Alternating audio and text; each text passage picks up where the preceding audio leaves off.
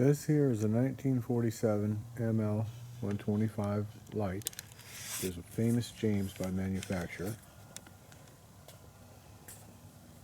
I don't know how many they made, and I certainly don't know how many they survived, but this is, after doing some research, I had no idea what it was when I first got it, is during World War II, these were military bikes, military lights as they're called.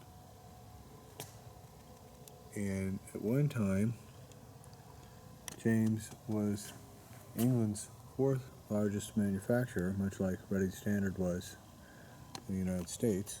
Both of them have been forgotten, but die-hard enthusiasts. This one has 2,400 original miles on it. Appears to have had a mirror at one time. This is exactly how I got it. There's a Villers headlight, light switch, and Villers motor. And James built the rest. These little bikes like this in England almost always used a Villers motor. Very reliable motor. This is a 125 dual exhaust, 3-speed, tank shift. And it was every little boy's dream when it was sold in America, because they couldn't sell them. They had overstock from the war. They couldn't sell them in England. Nobody wanted them. Everybody saw them as a military bike, and nobody wanted these things. So they repackaged them and remarketed them and put them in hardware stores in America and sold them with civilian colors. And a 10-year-old boy in 1947, this was the ultimate for him. Obviously, it was lost on the road in 1950. This one came from the San Fernando Valley. It's a local bike. And this bike is very dear to me because a good friend of mine by the name of Andy, this was his last antique bike before he passed on. He passed on while I was away on holiday, so I didn't get to say goodbye. This was the very first bike that I got when I came back home. So, very near and dear to my heart. And this one we will keep forever, even if I have no other motorcycle. I'll always have this bike.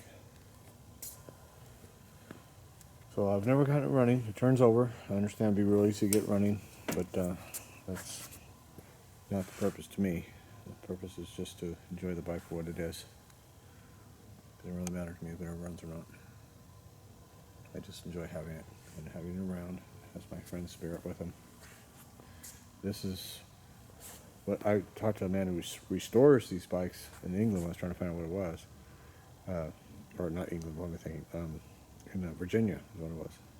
And he said he's never found a James that the original tires still held air. And these are the original tires. They're a little out of round, but they do hold air. Those original tubes.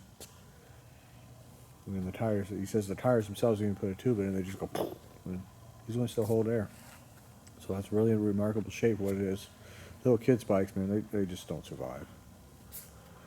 This was not an adult's bike. At the time, you could ride something like this, similar to a moped today. The bike itself required licensing, but the driver did not require a driver's license. So they're very popular for the pre-licensed driver kid set. This was a little boy's dream. This was like the ultimate. This was better than a Whizzer. So, anyways, one of my buddies says, what is it? So we're making a video, and we're going to share it live with everybody so you can know what is it. It is called the Famous James. And that is why the liquor is called the Famous James, because of this bike. So, anyways, we'll see you guys in the next video. Bye-bye.